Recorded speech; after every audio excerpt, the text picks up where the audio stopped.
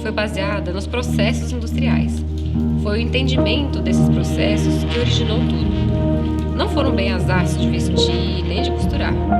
Para mim, se tratava de produto, de arquitetar o conceito, design de produto e também da produção, o tangível se tornando a minha forma de expressão.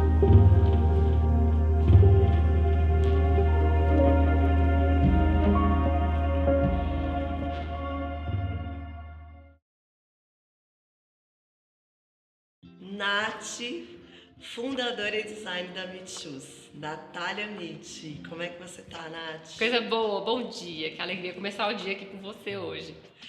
Nath, queria começar você me contando um pouquinho qual a sua formação e como que começou sua jornada no mundo da moda. Ei, coisa boa. Eu acho que a gente já nasce, né? Mulher já nasce com um certo olhar pra moda. A gente sempre gosta, né? De olhar mais vitrine do que, né? Enfim, é mais ligado em imagem. A gente gosta de se vestir, a gente gosta de se arrumar. E comigo também não foi diferente, né? Desde pequena eu gostava dessas coisas. Eu tenho também um histórico de uma avó que fazia, né, as próprias roupas, as roupas das filhas e tudo. Então isso tudo foi um apreço muito natural.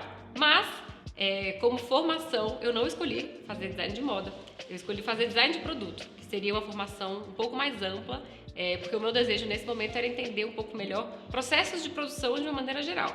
Até porque eu não tinha, naquela época, muita certeza de que realmente seria na moda que eu iria me encontrar profissionalmente. Então eu falei, mas na criação com certeza era onde eu queria estar. Então eu fiz design de produto, foi uma formação um pouco mais ampla, né, que me deu aí essa visão de projetos de produto, de eletrodomésticos, automóveis, mobiliário, embalagem, até realmente eu voltar aí pro caminho da moda. Mas como que se inicia assim, aonde que você se encontra com essa moda que depois entra na sua vida? Como que você começou a criar, foram seus primeiros produtos, diríamos assim? Isso aí foi na vivência de estágio, que é uma das coisas mais ricas, né, que a faculdade nos proporciona, esse período de estágio onde a gente pode testar várias áreas aí do nosso conhecimento. E nesse momento, né, eu estava acho que no segundo ou terceiro ano de faculdade, eu comecei a estagiar em uma indústria de moda. Era uma confecção e ali era um estágio voluntário. Então, eu fazia parte de todo o processo ali, especialmente de produção, mais de produção do que de criação, mas acabava também acompanhando um pouco de criação. Mas aquela coisa, estagiário, papa toda obra, e eu acho que a gente aprende muito nessa função, né? Porque a gente participa de muitas etapas do processo e enriquece muito o repertório. Mas, como eu disse, era um estágio voluntário e eu era uma boa estagiária, tinha um bom relacionamento com as minhas líderes e elas falaram, Nath, que tal você começar a desenvolver os nossos acessórios? Porque como lá era uma fábrica de roupa, na coleção faltavam sempre os acessórios, que eram os acessórios de couro, né? Cinto, bolsa, carteira, pequenos acessórios que dariam aquele brilho final ali na coleção. Eu falei, maravilha. Porque elas falaram, olha, a gente tem aqui um fornecedor de cinto, mas ele vive deixando a gente na mão, ele é um pouco enrolado, pega pedido e não entrega. Se você começar a entregar pra gente direito, é até uma renda extra pra você. Falei, demorou, juntou o útil ao agradável. Eu já fazia parte da equipe ali de estilo, então eu sabia muito bem qual era o DNA daqueles produtos e comecei então a desenvolver os acessórios para as coleções, especialmente cintos, porque era uma marca de alfaiataria e muitas das calças e vestidos iam acompanhados de cintos de couro. E então foi a parte foi aí que eu conheci a produção de couro, que até então eu conhecia só a produção de têxtil. E pegava os projetos que as minhas chefes precisavam e fui atrás de fábricas de cinto. Um mundo novo, um mundo completamente novo para mim, porque a produção de couro e de roupa não tem absolutamente nada a ver. Fui atrás de vários fornecedores, alguns já de cara descartei porque não tinha a qualidade que a gente precisava, outros não entregavam no prazo, um clássico de quem está aí nessa busca por fornecedor. Por fim, me encontrei ali com 2 fornecedores que atendiam minhas expectativas e comecei a levar esses cintos para a empresa onde eu estagiava na época. E qual que foi a coisa maravilhosa? Como era uma operação de atacado, todo pedido era um pedido grande, né? Uma vez que você aprovava um cinto, dali já eram centenas, né? Que você fazia repetido e tudo. E então foi a primeira vez assim que eu tive um salário, né? Que eu pude, caramba, né? Eu posso desenvolver um produto agregar valor naquilo, porque uma coisa é um pedaço de couro, uma fivela. Quando aquilo vira um produto, né, e a gente consegue agregar valor naquilo, nossa, é maravilhoso, parece que você fez uma mágica, né? Então foi um período assim de muito aprendizado, de entender realmente a cadeia ponta a ponta, dali do desenho até a entrega final e aquilo ir pro mercado. Nossa, muito legal. É muito instintivo seu também, né? Mas aí você começa a criar esses produtos e como que dos cintos, esses produtos que você cria, você começa então a entender que a moda é uma coisa real para você e aí veio o surgimento da MIT. Menina, essa história é sensacional. Entre eu começar a fazer cinto e a MIT surgir, foi uma coisa que eu falo assim, nem eu sei como é que isso aconteceu. O que acontece? Como eu te disse, isso era um estágio que eu fazia só no período da manhã. E o meu curso era à noite. E aí eu falei, bom, eu estagio de manhã. Minha faculdade é à noite. À tarde, se eu começar a oferecer esse serviço de faça os seus acessórios para outras marcas, né? Afinal, eu estava num polo que tinha várias empresas de moda. Conversei isso com as minhas chefes, falei, olha, o que vocês acham? Posso fazer isso? Tá? Claro, o projeto que você faz para mim é meu, mas para as outras marcas, cada marca com seu projeto. E aí, foi isso que eu fiz. Fui lá no meu fornecedor de cinto, fiz um mostruário, tanto de couros, acabamentos, fivelas, tipos de amarração, tipos de tudo que você pode imaginar em cinto, e saí batendo de porta em porta, oferecendo meu serviço. Batia numa loja, falava, oi, tudo bem? Eu desenvolvo cinto, você tá precisando? E aí, todas elas, o discurso era o mesmo. Nossa, que bom que você apareceu, porque aqui eu tenho um cara que faz cinto pra mim, mas ele vive me deixando na mão. E eu conheci o que depois eu vinha saber, que se chamava Oceano Azul, que é um mercado que tá ali mal ou não atendido ou mal atendido, que era o caso, né, com o cinto. E foi um período sensacional, assim, onde eu pude ter contato com marcas de vários perfis diferentes, desde marca que fazia roupa infantil, adolescente, uma roupa mais alfaiataria, mais malharia, e para cada uma delas eu tinha que desenvolver uma narrativa de acessório que fizesse sentido com aquela coleção. Então foi um período assim onde a parte de conhecer bem o público-alvo e traduzir isso em produto foi a coisa mais rica que eu aprendi nesse período. Além de, claro, poder conhecer pessoas muito incríveis nesse mercado, né? Pessoas que já estavam no mercado do atacado há 30, 40 anos, sempre se mantendo atuais para atender, né? Porque uma marca que sobrevive 30, 40 anos, ela já passou por muitas gerações, né? Por muitos gostos estéticos diferentes e está lá se reinventando. Foi um período incrível. E no meio do caminho, o que aconteceu? Várias dessas que eu já atendia com cinto, uma vez ou outra me perguntava, você faz rasteirinha? Eu falava, não, faço cinto. Aí daqui a pouco, você faz sapatilha? Aí eu fiquei com a pulga atrás da orelha. A próxima que me perguntou, você não faz sapato? Eu falei, faço. Aí ela, nossa, como você não me falou isso antes? Eu tô aqui com um projeto que eu preciso fazer pro Minas Trend e não sei o que, não acho fornecedor. Eu falei, não, me dá o desenho que eu faço pra você. Peguei o desenho de uma sapatilha. Falei, não, pode deixar. Daqui a 15 dias o piloto vai estar aqui com você. E entrei no meu carro e falei, o que eu vou fazer agora com esse desenho aqui na minha mão? Liguei pro meu fornecedor de cinto e falei, ô Rodrigo, você conhece alguém que faz sapato? Porque eu acabei de pegar um projeto de sapato e não faço a menor ideia de como é que eu vou fazer para entregar isso para minha cliente.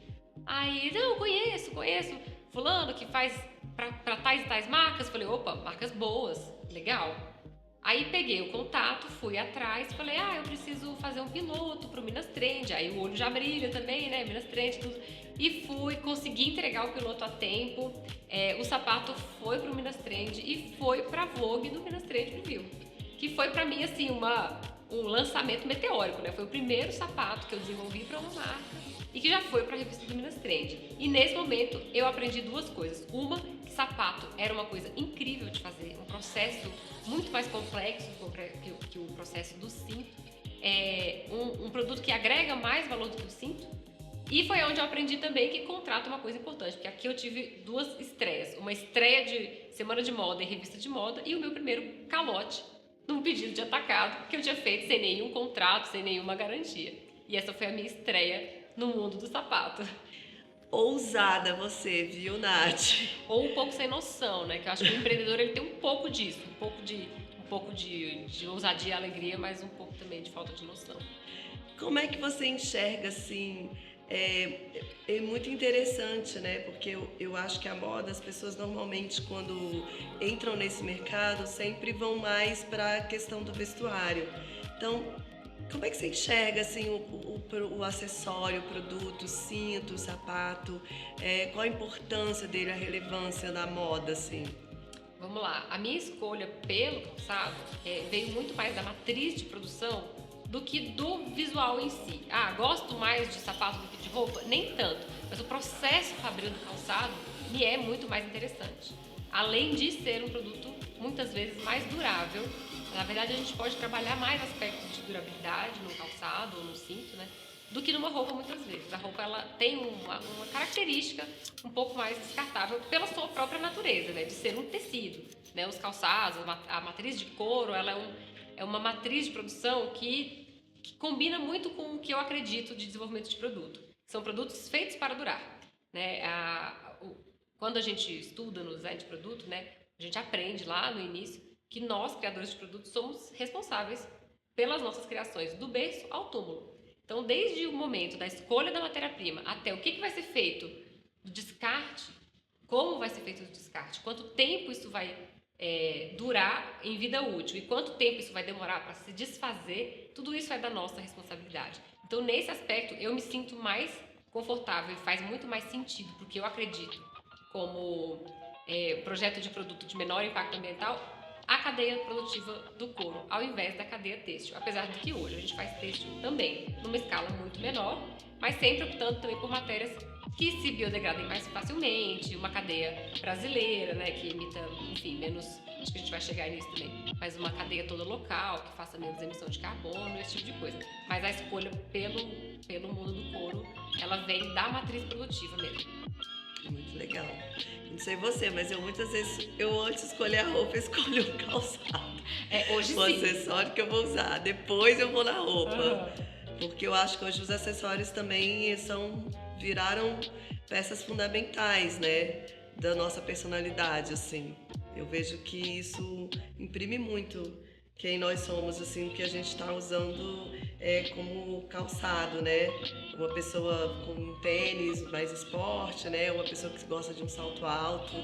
Pelo menos eu sinto isso hoje, principalmente as mulheres. Eu não sei, eu sou muito fã, assim, dos acessórios. E aí, entrando nisso, eu queria que você me contasse como que é esse processo criativo, assim, né? Como que você inicia, o que te inspira a você criar uma peça, desde o cinto ao calçado, qual a diferença também para criar um, criar outro? Vamos lá. Isso que você falou sobre o acessório é muito isso. A gente chama de acessório, né? Mas na verdade ele tem um grande poder de mudar completamente a linguagem visual daquela produção como um todo, né? Todos os acessórios, o calçado, a bolsa, o cinto. Mas falando assim sobre o nosso processo criativo, né? Ele vem de onde?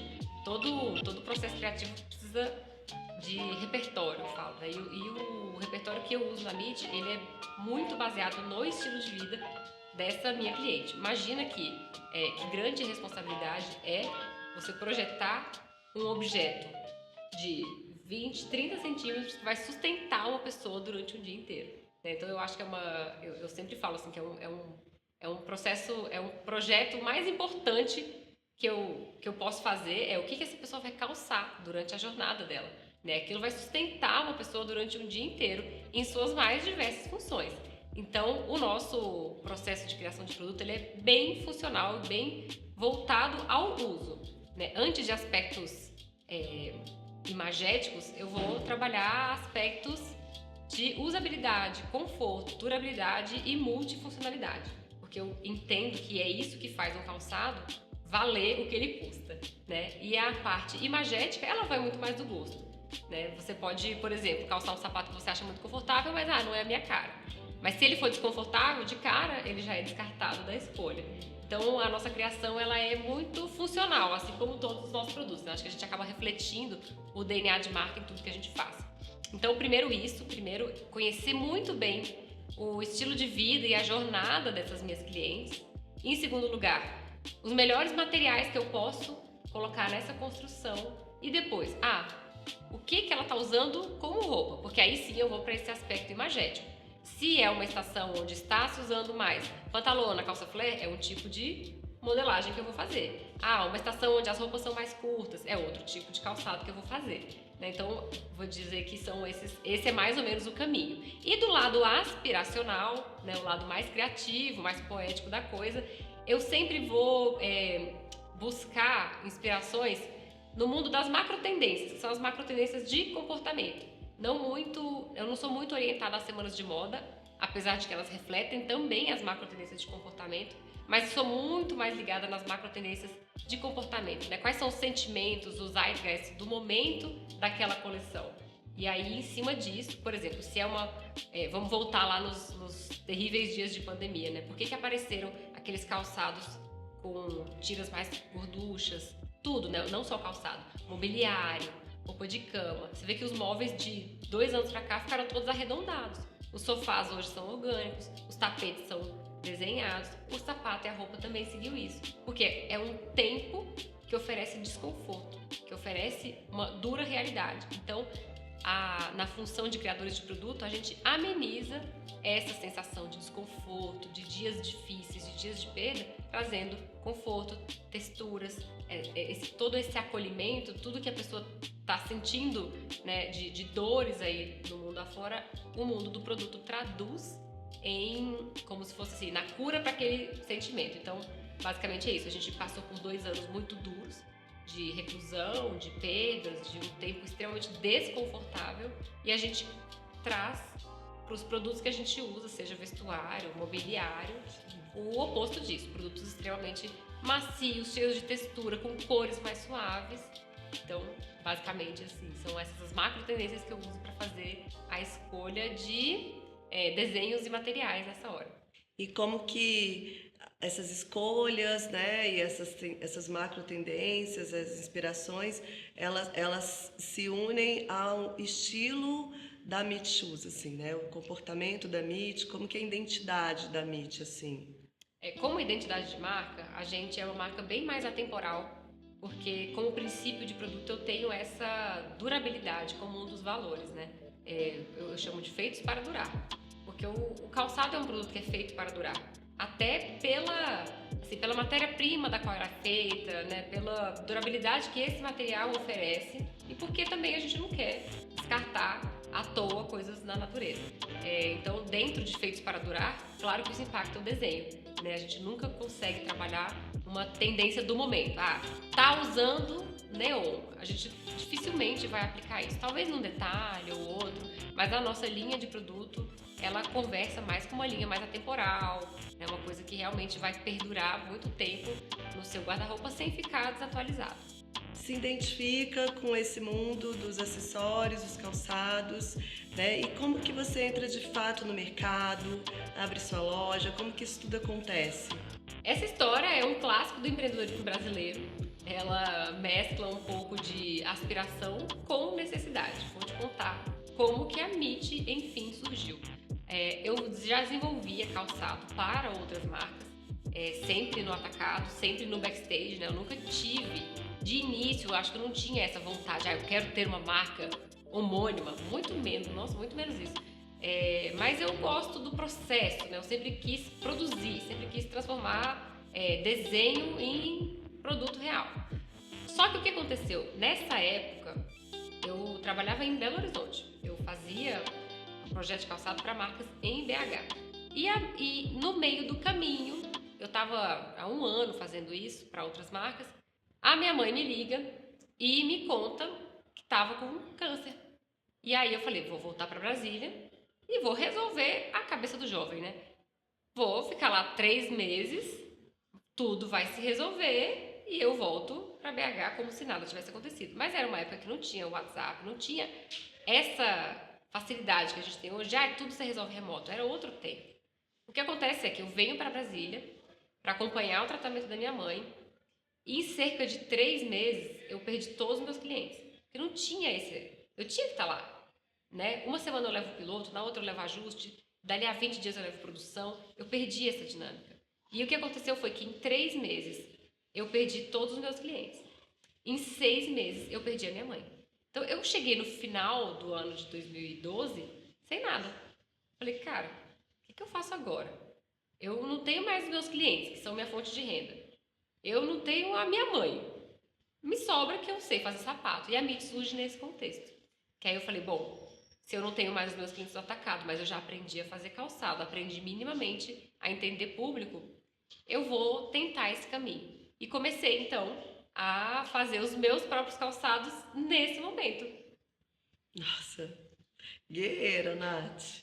Me conta um pouquinho sobre essa mudança, então, que você fala que a mente foi vendida, como que aconteceu isso? Isso. Em 2019, a gente resolveu vender um percentual da MIT para um grupo de varejo que detém outras marcas, de outros segmentos, né? Tudo voltado para moda, mas o segmento têxtil e tudo. E foi o melhor negócio que eu fiz, porque você pensa que para um criativo, né, para alguém que é designer, ter que ficar, sei lá, quantos dias do mês pensando em folha de pagamento, o imposto, o Simples Nacional, a tributação, a rescisão, nada que você quer cuidar, né?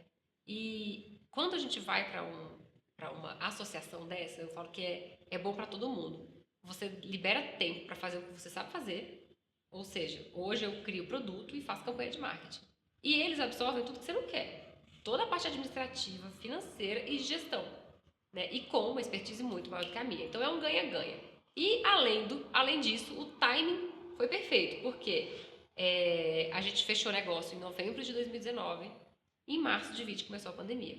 Eu, uma marca que na época só fazia calçado, com todas as minhas clientes trabalhando de casa, precisando de somente uma Havaiana para viver. O que eu faço da minha vida? Sendo que eu sempre fiz sapato de sair para trabalhar. Era Oxford, mocassim, escarpão. Do nada, de um dia pro outro, ninguém precisava mais disso. E eu falei, cara, talvez se eu tivesse sozinha nessa, eu tinha fechado. Porque eu não ia ter fôlego financeiro para esperar 2 anos, sabe? E nesse contexto, olha que interessante. Como claramente a nossa venda de sapatos tinha caído, meus sócios falaram, olha, começa a fazer roupa. A gente tem indústria de roupa, suas clientes não estão usando sapato, mas roupa elas estão. E foi aí que eu lancei minha primeira coleção de roupa. Em junho de 2020, a primeira coleção de kimono, aonde eu trouxe todos os atributos que eram relevantes para minha cliente no calçado para a roupa. É prático, é confortável, tem um bom custo-benefício. Peguei isso aqui e fiz os conjuntos de kimono, num tecido, sabe, gostoso, que não precisava de passar, porque estava naquele momento, né? Todo mundo dispensou as funcionárias de casa. Então, assim, tinha que ser uma roupa prática. Você mesmo tinha que dar do seu jeito. Lançamos a primeira coleção de kimono e, graças a Deus, o público rapidamente assimilou aquilo. A gente teve que fazer depois outras 2 reposições e dali pra frente eu não parei mais de fazer a roupa. O que eu conheci nessa época? Justamente esse benefício de já ter trabalhado marca durante 8 anos com essa cliente, onde eu introduzi um produto totalmente novo, mas ela transpôs os atributos que ela já conhecia da marca para esses produtos. Então a aceitação foi rápida e a gente pôde superar aí o ano de 2020. Muito legal. Bom, eu não ia entrar na parte agora das roupas, mas já que a gente está conversando sobre isso, me conta um pouquinho como é que foi essa transição de uma pessoa que fazia produtos de acessórios, calçados, e de repente adentra no mundo do vestuário e mergulha nisso assim a fundo. Como que foi isso assim para você? Eu vi também, senti que você traz um pouquinho desse seu sentimento, da sua descendência oriental assim nas Sim. coisas. Olha, graças àquele meu primeiro estágio na confecção, eu não cheguei tão crua no mundo da roupa, mas ainda tinha muito a conhecer, né? Apesar de já ter conhecido o processo de criação de roupa, eu não sabia nada sobre fornecedores, matéria-prima, certificação de origem, nada disso. Isso não existia quando eu fazia faculdade, né? Essa preocupação, a fibra, a importação, não era desse jeito, né? E quando eu comecei agora, né, em 2020, a fazer roupa, o meu grande choque foi ver o quão deteriorada a indústria têxtil do Brasil está. Como a gente se desfez da nossa tecelagem, que já foi tão forte, né? E como princípio de marca, eu tenho que a gente só trabalha com matéria-prima feita no Brasil.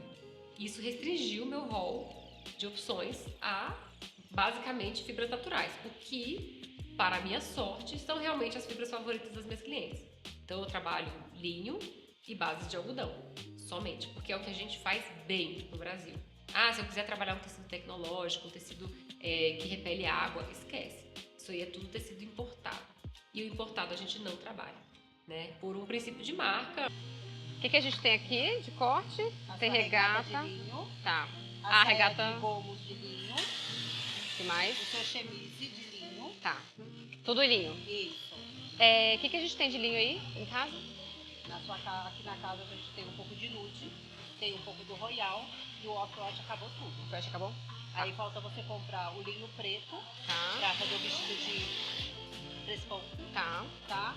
E ainda comprar para o macacão que você me cortou outra peça. Com isso tudo, eu preciso trazer o linho preto do macacão e a gente faz o piloto no nude. Tá, e deixa eu te falar. O vestido de presponto vai fazer só na Preto cor- e nude. Preto e nude. O azul não vai fazer? Tem azul. Tem azul? Tem.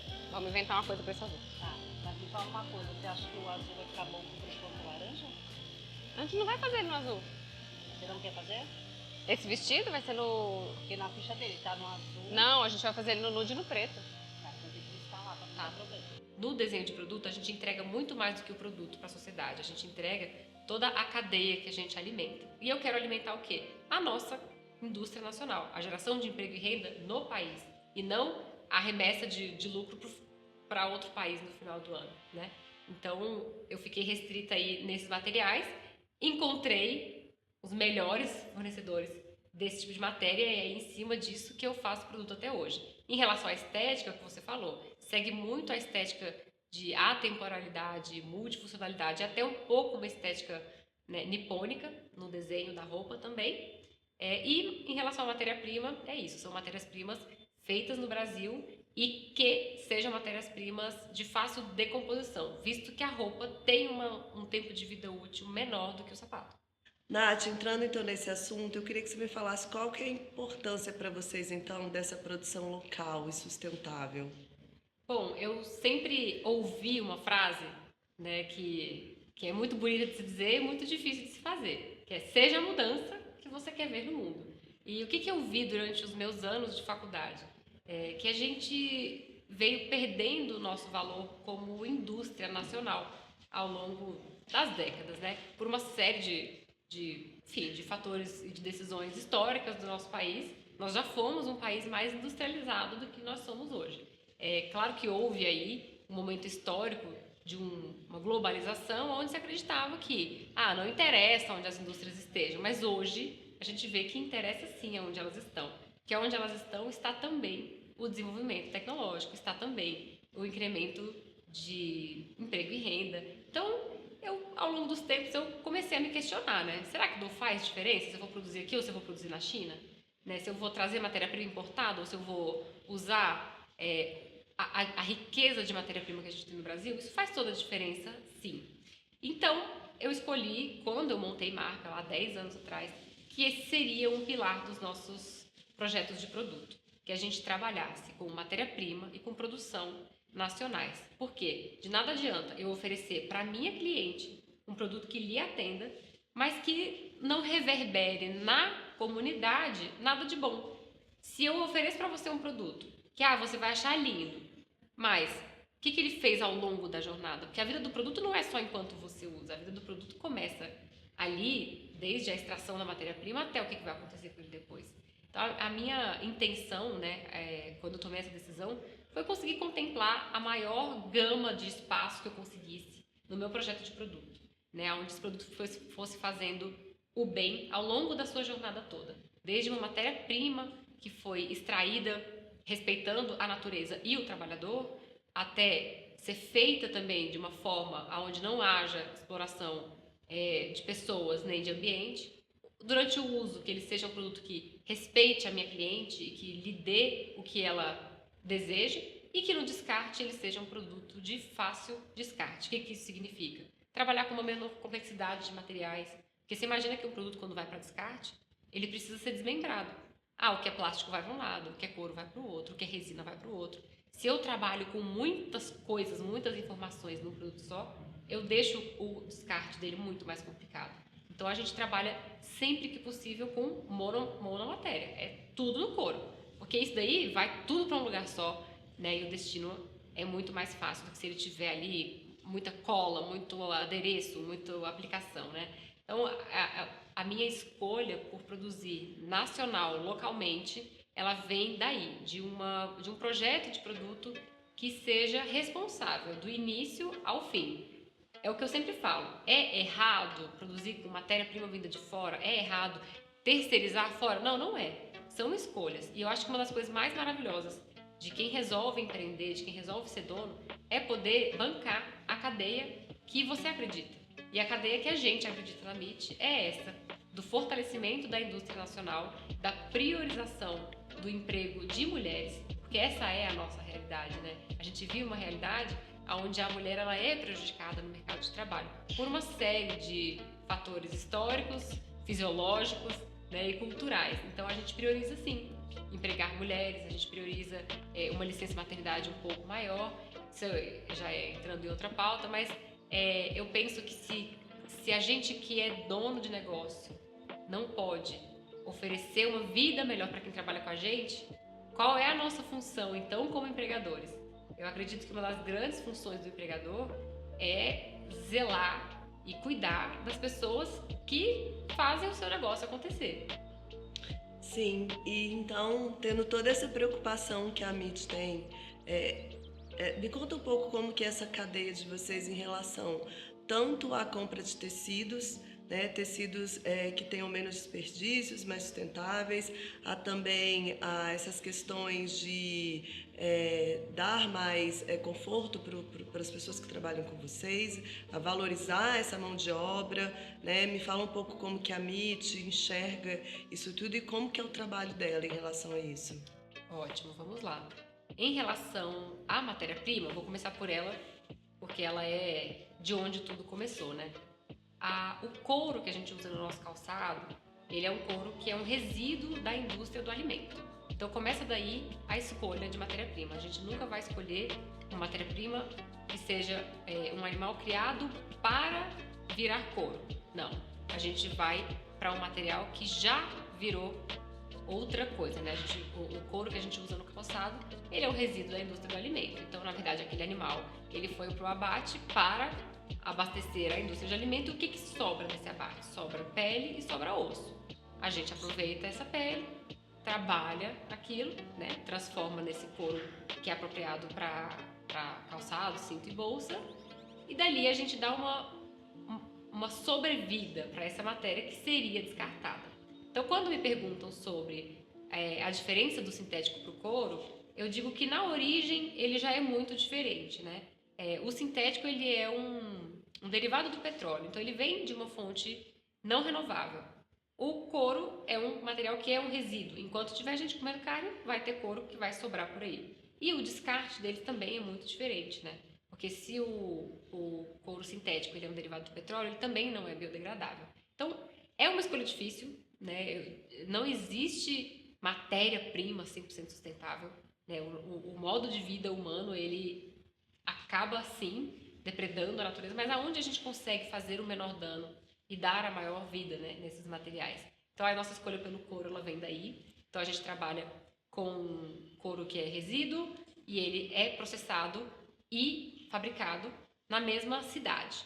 Porque qual que é a grande diferença da gente conseguir concentrar nossa produção em uma indústria local? Eu digo que é fortalecer o tônus da indústria inteira. Veja bem, se eu produzo meu calçado numa cidade, mas tudo vem de fora, o solado vem de fora, o couro vem de fora, o aveamento vem de fora, eu deixo de fortalecer esse polo como um todo. Além do que eu estou emitindo carbono nessa transação de matéria-prima para lá e para cá. Então a gente escolhe uma fábrica e aí a gente escolhe o curtume que está ali do lado, a fábrica de solado que está ali do lado, o aveamento que está ali do lado, porque assim eu diminuo essa carga de emissão de carbono e eu fortaleço o tônus deste polo como um todo, tá? Na roupa é um pouco mais complicado, porque as fábricas de têxtil elas estão concentradas em alguns polos específicos, mas a gente escolhe basicamente baseado na matéria-prima, uma matéria-prima que seja de uma origem mais natural, né? Então a gente não trabalha com fibras sintéticas, por exemplo, a gente trabalha com tecidos de base de algodão e linho, que são tecidos que o Brasil sabe fazer muito bem, né? Os tecidos de base de algodão, as malhas, os linhos, que são de excelente qualidade e que têm uma durabilidade que a gente espera para o nosso produto. para além de matéria-prima e processo produtivo, existem todas as pessoas que fazem isso acontecer.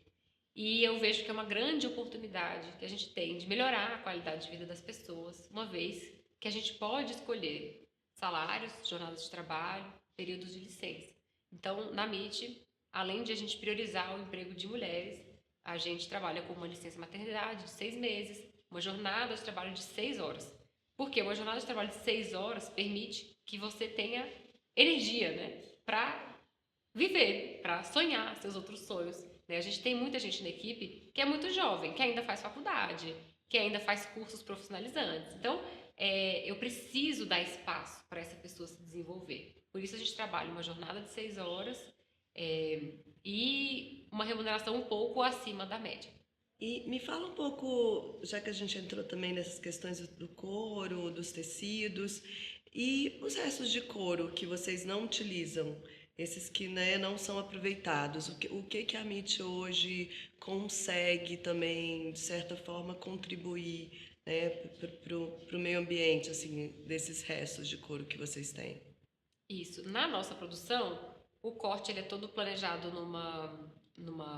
no software de CNC que faz o melhor aproveitamento do corte, mas sempre sobra, né? Sobra aquele pedaço que tem uma estria, sobra o pedaço que tem algum arranhado, algum machucado ali naquela pele e os entremeios ali dos cortes. Isso tudo entra dentro de um equipamento de moagem e vai fazer parte de recheio de palmilha dos próximos modelos. Então, de certa forma que a gente não descarta, na fábrica entra couro, mas não sai. Porque tudo que sobra da produção de couro, a gente consegue moer e colocar dentro das palmilhas dos próximos modelos. A gente sabe que a indústria da moda, ela ainda é bastante problemática no Brasil, né? Em relação aos impactos causados. E como é que você enxerga isso, né, dentro de um mercado que é o seu, né, que você está inserida? O que você acha, assim, quais medidas poderiam ser, né, realizadas para melhorar, né, esses impactos hoje causados aí no nosso meio ambiente, né, essas questões hoje que são importantes da sustentabilidade? Como desenvolvedora de produto, eu acredito que a maior contribuição que eu possa fazer é planejar produtos de uma longevidade maior que eu puder e cuidar da origem e do destino desses elementos. Como política pública, aí são coisas que não estão no meu alcance, mas que eu vejo que são possíveis de serem feitas, né? Exemplo, barreira à entrada de produtos que são poluentes. Eu vou te dar um exemplo muito interessante. A gente faz exportação para a Alemanha e o nosso calçado, quando chega lá, ele, por ser um calçado de couro, ele é taxado em 3% na entrada. Os calçados de sintético que entram no país são taxados em 17%. Porque como país, a Alemanha entende que ela está recebendo um produto, mas que ela vai ter que lidar com aquele descarte. Então ela sabe que um produto que vai dar mais trabalho para se decompor ou que vai ter uma vida útil menor, ele tem que pagar mais para entrar. E esse tipo de barreira ainda é muito pouco trabalhado, nas nossas políticas públicas. Então a gente vê, por exemplo, entrando importação de produto asiático a um preço muito baixo e que, em alguns casos, são produtos extremamente descartáveis. E vai ser descartado aonde? No nosso país. A gente é que vai ter que dar um jeito nesse lixo, nesse reuso, nesse reciclo, que tem que ser feito. Então eu vejo que sim, existe um espaço para melhoria de uma proteção da nossa própria, primeiro, da nossa própria economia. Quando a gente deixa entrar um produto muito barato de fora, a gente acaba enfraquecendo a indústria nacional. Foi o que aconteceu com a indústria da bolsa no Brasil, que praticamente desapareceu nos últimos 10 anos, por falta de barreira. Né? A indústria do calçado ainda se protege um pouco mais, tem um lobby um pouco mais forte, mas como política pública eu vejo que a gente pode se proteger um pouco mais como nação, tanto da importação muito abaixo do preço que a gente consegue produzir, quanto dessa proteção ambiental mesmo, de entender melhor qual é o tipo de matéria que a gente está trazendo, não só de produto acabado, mas de matéria-prima também, né? Tipo, se você for pensar que tudo isso que entra, que vira produto, vai ser comercializado aqui, vai virar lixo aqui, isso é um problema, sim, do país, né? Sim. Muito sério, né? E o couro, eu acredito que o couro é um dos principais produtos e focos hoje disso, né? Porque como você falou, né? Aí entra a questão do couro sintético, mas também tem ainda ainda existe, né, a produção muito grande da indústria agro, né, do consumo da carne. Então, o que fazer com isso, né? Então, eu acho muito importante isso, a gente entender que é aonde também esse sintético, né, que hoje as pessoas produzem tanto, é mais importante do que o nosso natural, né? Que é o produto que vocês priorizam, Isso. que eu entendo que a marca prioriza, que é importante a gente entender também, né, essa questão do natural e o não natural, mas os impactos que isso causa, né? Exato. Cada produto vai ter ali a sua jornada e seus impactos no meio do caminho. Não existe produto que não deixa impacto, né, ao longo da sua vida. Mas a gente tem que escolher, diante do que eu tenho aqui, no meu país de origem, o que vai ser menos danoso para esse meio ambiente, o que vai fazer mais sentido para o clima onde a gente vive. Porque num país quente como o nosso, você pensa que você usar um calçado de um material polimérico não faz o menor sentido, né? Aquilo não é térmico, né? Não deixa a sua pele respirar e transpirar. Então, até essa análise faz sentido, né? A gente, num país tropical, trabalhar com um produto de base de polímero. Então, são questionamentos que cabe aí a cada marca, a cada desenvolvedor de produto avaliar se aquilo faz sentido para o contexto onde ele comercializa aquilo. E na MIT, para você, qual que é a maior dificuldade que você vê nesse sentido, assim? Nessas questões, né, de você querer que a sua marca sempre seja mais sustentável, né, seja mais natural, mais orgânica. Qual que para você é uma dificuldade grande hoje? A nossa maior dificuldade e maior barreira é que escolher esse tipo de matéria-prima torna o nosso produto mais caro, né? Eu nunca quis ter uma marca de um ticket muito alto, muito elevado, mas eu vejo que às vezes eu não consigo exatamente ficar no range de preço que eu gostaria, né? Ainda é um dilema, assim, pra gente. Se eu trabalhar com as matérias-primas corretas, as que eu realmente acredito, eu acabo ficando no range de preço que eu tenho um mercado consumidor menor. E é óbvio que isso impacta o tamanho de marca que eu posso ser, né? Porque a gente vive no Brasil, onde a renda média não é compatível com esse ticket que eu vendo, né? Então a gente acaba vendendo para um público pequeno, para um público nichado. E isso para mim é uma dor, né? Se eu paro para ver que, poxa, para a gente produzir um produto de qualidade, a gente pode vender para um público muito pequeno. O que é que as outras pessoas estão consumindo? Produtos de baixa qualidade e que ainda por cima danificam o meio ambiente? Então essa para mim é uma dor, assim, a gente ter que elevar tanto o ticket para poder trabalhar uma cadeia que seja coerente com os nossos valores. Nath, abordando tantos assuntos importantes, e eu queria entender como que você vê então essa mudança então do consumo, né? Como que desse comportamento, como que você enxerga essa reeducação do consumidor hoje? A coisa mais linda de trabalhar direto com o consumidor final é que quem legitima e fala deu certo ou não deu para sua ideia é o público final. Não adianta você vir com a ideia mais disruptiva, tanto para o bem quanto para o seu maior lucro. Se o público não comprar aquilo, o negócio não vai para frente. Então, eu falo que é muito maravilhoso esse tempo que a gente vive, onde a nossa consumidora ela é muito mais informada, ela tem muito mais noção hoje, né, do que 10, 15 anos atrás, do impacto que cada compra dela faz no mundo. E isso faz toda a diferença. Quando ela entende que a embalagem de shampoo que ela usa faz parte da compra desse produto e faz parte do planeta onde ela vive, isso faz toda a diferença na decisão de compra dela. Muito bom. Mas agora vamos para uma coisa assim mais, como é que Brasília transpira na MIT? Tem muito a ver. Me conta como que a arquitetura de Brasília, né, a cultura brasiliense inspira a MIT Shoes e também cria um pouco da identidade da MIT. Ter crescido em Brasília fez toda a diferença na construção do meu repertório visual. Uma cidade planejada, uma cidade repleta de monumentos e uma cidade repleta de natureza. Isso fez toda a diferença no meu traço, né? Tem muita gente, lá no início, lá na faculdade, o pessoal falava, nossa, você fazia arquitetura antes? Não, nunca fiz arquitetura, né? Mas a gente cresce com esse olhar. Eu acho que quem cresce em Brasília, cresce acostumado com linhas modernistas, com linhas funcionais, com edifícios que são funcionais e que priorizam, por exemplo, o tráfego do pedestre, né? Aqui em Brasília, os pilotis são todos públicos, né? Se vende para as construtoras as projeções dos terrenos. Isso faz toda a diferença na nossa visão de planejamento urbano, que está intimamente ligado com o planejamento de produto, né? Quando você planeja um edifício, você está planejando usos e não só a coisa estética, mas os usos, quem vai passar por aqui, que vida vai ter aqui. E isso é muito rico quando a gente transpõe para o mundo do desenvolvimento do produto. Então eu atribuo a Brasília assim todo o meu amor pelas linhas modernistas, pelos traços funcionais e pelas características que vão tirando os ruídos dos produtos, sabe? E quais são os próximos passos da MIT, sonhos? Você quer levar a MIT para outras cidades, para outros lugares? Você falou que exporta para a Alemanha, né? Quais são as próximas realizações da MIT?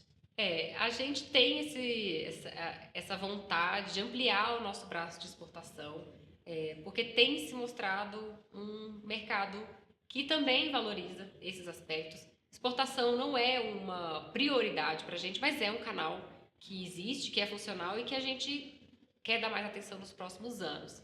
E também aumentar a nossa capilaridade em território nacional, né? A gente tem planos de abrir loja em São Paulo, né? De poder levar um pouco mais essa mensagem e esse produto para outros mercados além de Brasília. E o que essa moda, então, representa para você? O que a moda representa na sua vida hoje, né? Que modificou tanto sua vida, tanto a moda do vestuário quanto os produtos que você iniciou, que foram os cintos, os sapatos, os calçados, né? Qual o sentimento que você tem hoje em relação a isso?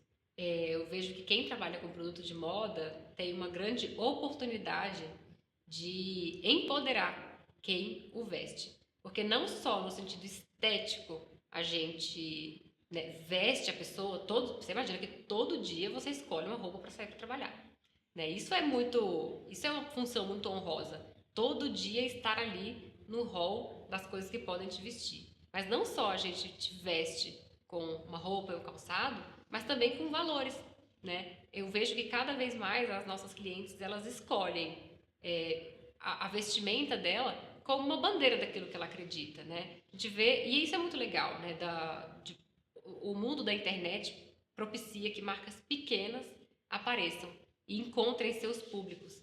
Porque houve um tempo em que sem rede social a gente ficava muito refém das grandes mídias, né? Para conseguir encontrar nosso público. Hoje, com mídia social, você encontra, né, a sua tribo. A tribo que vai valorizar o produto feito à mão, ou a tribo que vai valorizar o produto vegano. Isso é muito legal. Então, na moda, de uma maneira geral, além de uma forma de expressão, eu acredito que seja uma forma de você patrocinar as cadeias que você acredita.